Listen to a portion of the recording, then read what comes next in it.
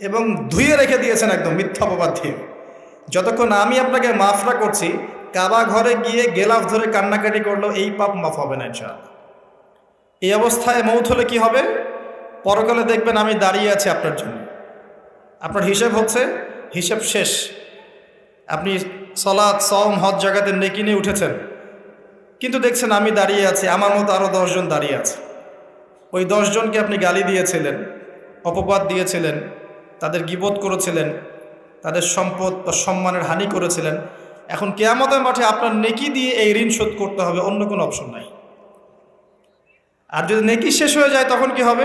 তখন আমার আমলনামা থেকে কিছু গুনাহ আপনাকে নিতে হবে। আল্লাহ পাক ন্যায় বিচারক। আল্লাহ পাক শুধু গফুর রহিম নন, আল্লাহ পাক শুধু পরম করুণাময় অসীম দয়ালুই নন, বরং তিনি হচ্ছেন ন্যায় বিচারক। ন্যায় বিচারক। একজন ধর্ষক যদি বলে